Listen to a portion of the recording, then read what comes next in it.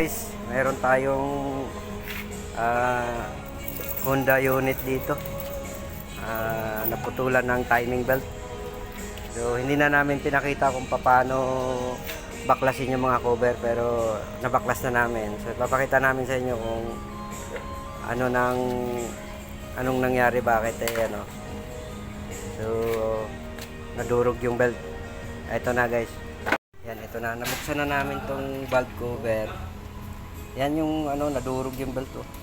Yan. Grabe. Yun oh. Sinasabi sa ula eh. Shout out dyan kay parang Joseph oh. May tinapay pa oh. Shout out sa sponsor. Yan guys. Yan yung belt na Ano to? cover yan ng pre.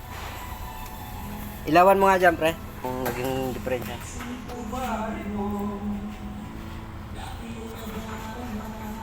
Yan, pumulupot po yung belt. Yan, tinatanggal na po. Yan.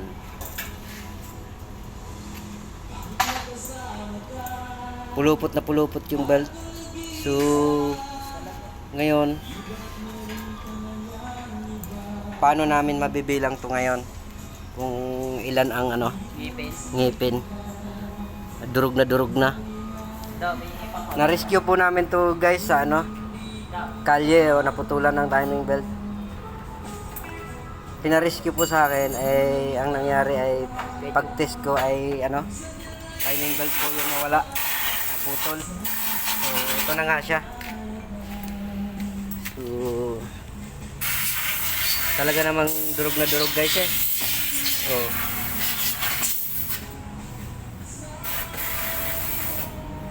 kung napacheck lang sana siguro to, hindi to magkaganito. So ngayon, hindi pa namin alam kung may problema pa yung yung valve. Ang nakakatakot dito, baka lumiko yung mga barbula dito guys. So may nagawa na naman akong ganito na putulan na hindi naman naliko yung barbula, okay naman. So itatry namin tong palitan muna ng timing belt. Kung ayaw talaga, di saka na lang natin buksan yung cylinder head. So doon muna tayo sa belt lang muna tayo, tsaka itong mga water pump. So yung water pump ay medyo luma-luma na rin so lumuluha na rin yung kanyang oil seal. So malamang to pagpapalit lahat. Okay,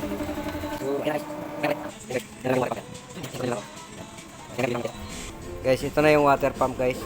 Talagang kasama to sa pagpalit ng ng timing belt, kasi para isang bukasan yung harapan na yon. Tsaka yung guma niya guys pangit no. So palitin na talaga, malapit na to. Yan, okay na. Guys, yan na yung harapan niya guys Yan. Tanggalan namin yung mga oil seal, pati sa ilalim yung oil seal sa ilalim. Yan yung na yun. Tapos tensioner. Wala na pre. Kakabit na lang yung Yan. Yan. So, kukuha na lang ako ng pyesa tapos kakabit na namin. Ito po yung nangyari sa timing belt po. Ayan Ayan. Tapos yung timing belt, ito yon. Wheel seal na dalawa po, ito po yon. Tapos tensioner po, ito po yon. Tapos yung water pump, ayan, kalawang na rin po. Kaya tamang-tama po yung pagpapalit natin po. Ito. Tapos ito yung pan belt na gusto kong palitan kasi nahati-hati na po. Pan belt po ito ng steering. Titingnan ko po kung bakit nagkaganito to. Hindi dapat ganito po ito eh. Baka wala po sa align. So yan po yung mga papalitan. Natanggal na po namin. Nagdaano na ako nito, pandikit Vitagrey. Tsaka ito yung belt pan belt. Tapos ito po yung tensioner. Ito po yun. Tapos, itong oil seal na dalawa. Tapos, ito po yung water pump.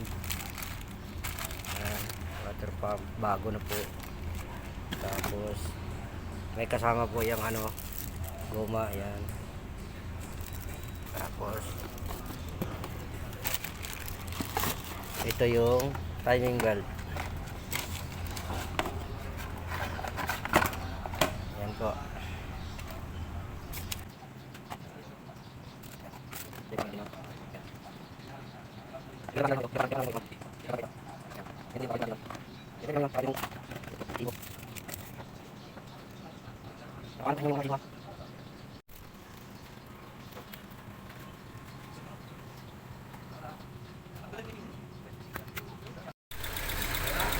Oh, bubuhat lang kao yung bahay yung bahay ko. Yan po yung ano, naputulan ng timing belt. Mandar na po. Ayan o. Mandar na. Goods na.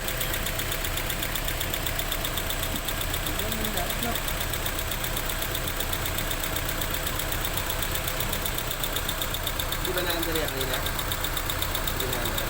Oh, hinila nga yan dito eh. Ay, nakatin dito? Oo. Gawan din. Ayan, naghatak ah. Si Pando. Skilled yun eh. Anong gagawin ko ito? Anong papaglata? Kasi matatagpuan eh. Hindi na tagmidan. Iya. Yan po, ang naputulan ng timing belt. Okay na.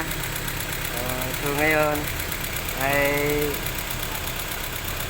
bilang na lang tayo ng 80 kilometers, palit na uli. So ang kilometers niya ay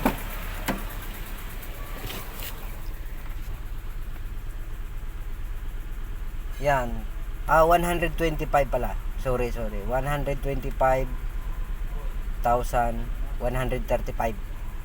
So plus 80,000 na yan. So ayan na yung ano niya. Guys. Okay na siya. Responsive naman, ayos yung timing.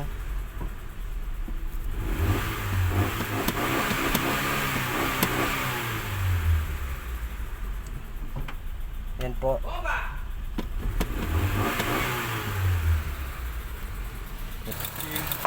Yan, maandar na. Naku na po. Parang pula ng hasang. Parang sariwa-sariwa. Ayan na. Maandar na po. Ayan, may ikot. Baka sabihin nyo, hindi maandar, tahimik eh. Kami lang yung maingay. Ayan. Yung belt. Ayan. Ayan. Ang 45 days video Ayan. Maandar na po yan. nakabibigit. Okay. Salamat po. Shout out kay parang Joseph dyan, oh. Yeah. Oh. Salamat, hindi shout out. Shout out kay parang Joseph dyan, oh.